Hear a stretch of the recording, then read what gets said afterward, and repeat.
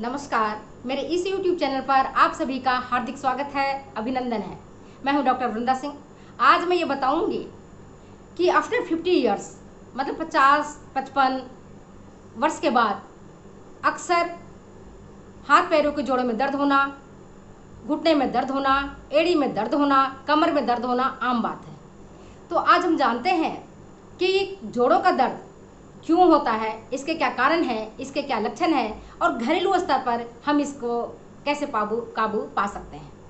मेरे दोस्तों, हम जानते हैं कि अगर हाथ पैर के जोड़ों में दर्द होता है, टखने में दर्द होता है, कमर में दर्द होता है तो बड़ा मुश्किल होता है उठने बैठने चलने फिरने में। घरेलू काम भी अपने से नहीं होता है और परेशानी होती है। तो इसका एक बड़ा कारण आपका गठिया भी हो सकता है। तो आज मैं गठिया के बारे में ही बताऊंगी, जिसको हम अंग्रेजी में गाउट बोलते हैं। गठिया की स्थिति में होता क्या है कि जो ब्लड प्लाज्मा है उसमें यूरिक एसिड का लेवल नॉर्मल से ज़्यादा हो जाता है और वह यूरिक एसिड जितना हमारी बॉडी में बनता है उसका उत्सर्जन एक्सक्रीशन मूत्र के द्वारा बाहर नहीं हो पाता है और वो ब्लड सीरम में चला जाता है और बाद में वह जोड़ों के आसपास टखनों में पहुंच जाता है और सोडियम यूरेट के रूप में पहुंच करके नुकसान पहुंचाता है। और इसके कारण आप देखते हैं कि जोड़ों में असह्य पीड़ा होने लगती है, बेजोड़ दर्द होने लगता है। वहां की जो स्किन है, त्वचा है, वो लाल हो जाती है और लाल होने के बाद आप देखोगे उठना बैठना, पैरों को मोड़ना, फैलाना, ये दोनों ही बहुत ही कष्टकारी सिद्ध होता है।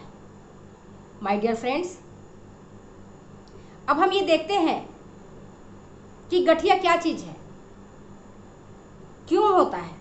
जैसा कि अभी मैंने आपको बताया कि यूरिक एसिड का फॉर्मेशन अधिक होता है और जितना फॉर्मेशन होता है उसका उत्सर्जन नहीं हो पाता है।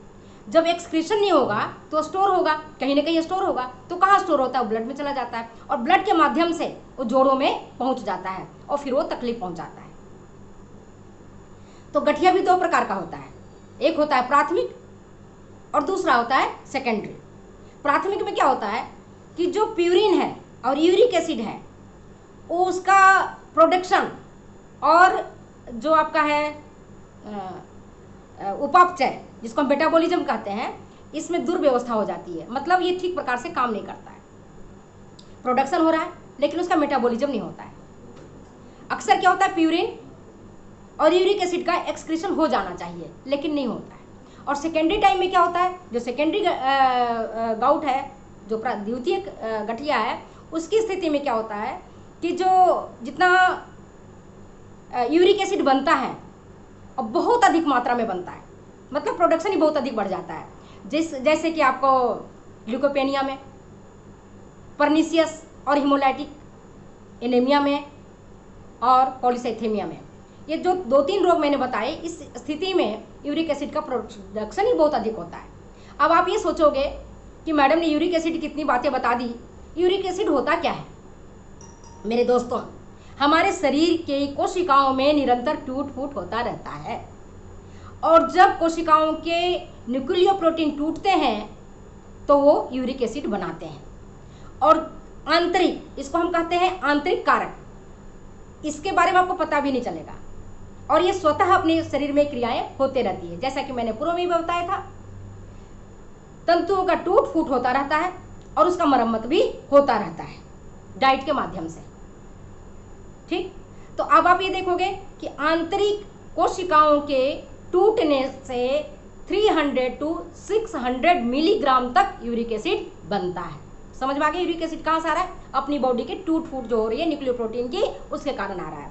और दूसरा कारक है आपका एक्सटर्नल फैक्टर, बाह्य कारक। उसमें क्या है कि जैसे कोई भी व्यक्ति जो मांसाहारी है, मांस, मछली, पेनक्रियाज, किडनी, लीवर, जिसको कहते हैं आप कलेजी, खाते हैं तो वो भी जाकर के बॉडी में टूटता है, मतलब प्यूरिन बनाता है और यूरिक एसिड बनाता है। तो उसके खाने से जो टूटता है तो उसे 200 to 800 मिलीग्राम तक यूरिक एसिड बनता है। तो दो फैक्टर इसके हो गए, इंटरनल जो आप कुछ भी नहीं कर रहे हो फिर भी आपकी कोशिकाएं टूट रही है, यूरिक एसिड बना रहा है, और सेकंड फैक्टर जो आप मांस मछली अधिक मात्रा में, जैसे खास करके हेरिंग मछली जो खाते हैं, सार्डिन मछली खाते हैं, और मांस में भी जो मांस का सत्व लेते हैं, तो उनके कारण भी यूरिक एसिड अधिक बनता है। अब हम एक कारण देखते हैं। कारण क्या है? दो ही कारण है जो मैंने अभी आपको बताया, उसी को मैं रिपीट कर रही हूँ। फर्स्ट कि यूरिक एसिड की प्रोडक्शन ज़्यादा हो रहा है, और जितनी प्रोडक्शन हो रहा है उतना उसका एक्सक्रीशन नहीं हो रहा है। अगर प्रोडक्शन हुआ, एक्सक्रीशन हुआ, तो स्थितियाँ सामान्य है, फिर कोई दिक्कत नहीं है। मतलब यूरिक एसिड आपके ब्लड प्लाज्मा में नहीं पहुँचेगा। एक नॉर्मल व्यक्ति के ब्लड प्लाज्मा है, उसमें यूरिक एसिड की मात्रा 3 to 6 मिलीग्राम होनी चाहिए। वहीं जो गाउट से परेशान है, जो गठिया से परेशान है, और गठिया रोग की स्थिति में ये जो यूरिक एसिड की मात्रा है ब्लड सीरम में बढ़ करके कितना हो जाता है? 6 to 10 मिलीग्राम। ये दो इसके बहुत बड़े फैक्टर हैं। एक स्वस्थ व्यक्ति के शरीर में कितना होना चाहिए? 3 to 6 मिलीग्राम। इससे ज़्यादा अगर होता है तो गाउट होने की स्थिति बढ़ जाती है, और वह सोडियम यूरेट आपके जोड़ों में पहुंच करके, जोड़ों के आसपास पहुंच करके, अस्थियों के भीतर पहुंच करके, उपास्थियों के भीतर पहुंच करके, जिसको हम कार्टिलेज कहेंगे, वहां पहुंच करके ये डिपोजिशन बनाता है और तकलीफ देता है। इसी कारण दर्द बढ़ती है और वहां की त्वचा लाल हो जाता है, कई बार घुटने सूज जाते हैं, एड़ियों में दर्द होने लगता है। ये सब यूरिक एसिड के फॉर्मेशन से हो रहा है। अब इसका लक्षण क्या है? मैंने लक्षण देख ही रहे हैं आप कि जोड़ों में जो भी आपकी उंगली के पोर है, इसमें भी दर्द होगा। उंगलियां के जो पोर है ना, इनमें दर्द होगा। पैर के जो टखने हैं, घुटने हैं, उसमें बहुत दर्द होगा। वहाँ की त्वचा लाल हो जाएगी, सूज जाएगी, उसमें सूजन आ जाएगा। एड़ियों में दर्द होगा, कमर में दर्द होगा।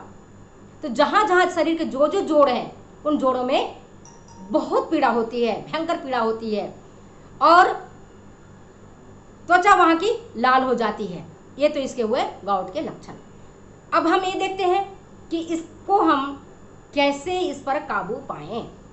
मेरे दोस्तों, खास करके अगर गाउट, गठिया किसी मोटे व्यक्ति को होता है, तो आप ये सोचिए उनका शरीर भार किस पर पड़ता है? पहले कमर पर, कमर सहित शरीर भार पड़ता है घुटने पर, और घुटने सहित शरीर का भार पड़ता है एड़ियों पर।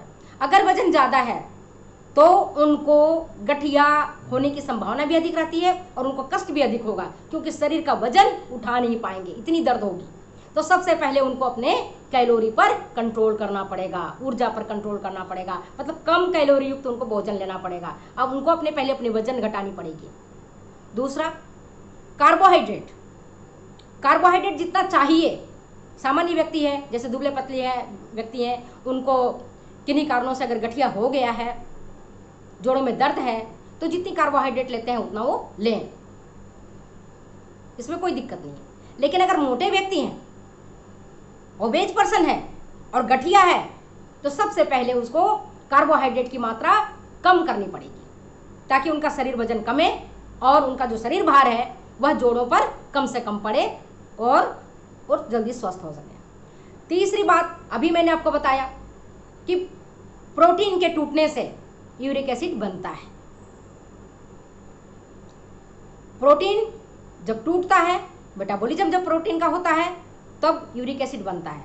और कितना बनता है? अगर मांसाहारी व्यक्ति है, अब मांस ग्रहण करता है, तब उसको 200 to 800 मिलीग्राम तक यूरिक एसिड बनेगा।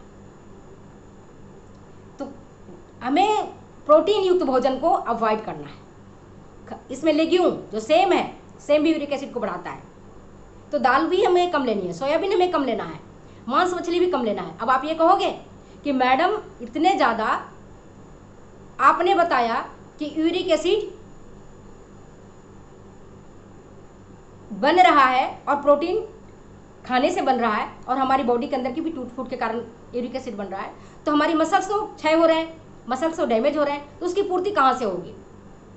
आप जानते हैं कि प्रोटीन जब हम खाते हैं तो उसके कारण हमारी तंतुओं की मरम्मत होती है, टूट फूट की मरम्मत होती है, हमारे बॉडी बिल्डिंग होता है, बॉडी का निर्माण होता है। ठीक, लेकिन गाउट की स्थिति में हमें प्रोटीन कम से कम लेना है, तो प्रोटीन की पूर्ति हमें अनाजों का माध्यम से, दूध और दूध के बने प्रोडक्ट के माध्यम से पूर्ति करनी पड़ेगी। दूध खा सकते हैं, दही ले सकते हैं, छाछ ले सकते हैं, पनीर ले सकते हैं, और अनाज में भी प्रोटीन होता है जिसके माध्यम से हमें प्रोटीन की पूर्ति करनी है। और मांस भी हमें, जो खास करके लीवर है, पेनक्रियाज है, किडनी है, और जो मांस का शोरबा है या सत्तू जिसको बोलते हैं, वो हमें कम से कम लेना है। फैट, अभी मैंने आपको बताया वसा कितनी चाहिए। अच्छा, प्रोटीन की मात्रा भी हमें प्रतिदिन 30 से 40 ग्राम से अधिक नहीं लेना है। अगर दाल भी लेना है तो पतला ही लेना है, ज़्यादा दाल हमें नहीं खानी है, क्योंकि ये फिर जाकर के हमारी बॉडी में नुकसान करेगा, यूरिक एसिड बनाएगा। वसा की मात्रा भी हमारी कम होनी चाहिए, क्योंकि अगर तला भुना हुआ भोजन आप ग्रहण करते हैं और ओबेज पर्सन है तो ये यूरिक एसिड को बढ़ा देगा, आपके वजन को बढ़ाएगा, सारा वजन का आपका घुटने पर जोर पड़ेगा, घुटने का जोर आपके एड़ियों पर पड़ेगा, आपको चलना फिरना मुश्किल हो जाएगा।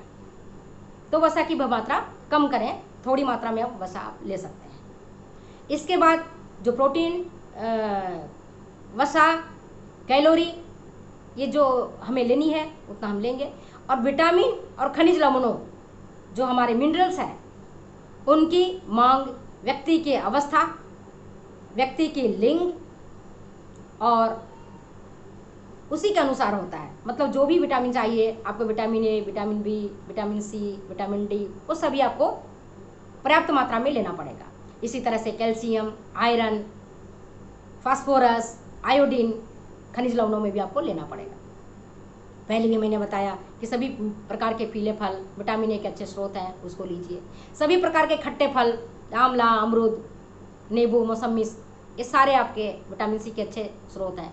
विटामिन B1, B2 आपके मूंगफली में, शुष्क खमीर में, साबुत अनाज में, साबुत दाल में मिलता है, तो आप इसको लीजिए। अभी मैंने आपको बताया कि कुछ दाल है जैसे सेम है, सोयाबीन है, जो ज़्यादा टूटते हैं और ज़्यादा यूरिक एसिड बनाते हैं, उनको हमें कम लेनी है। ठीक है, ये रहा हमारा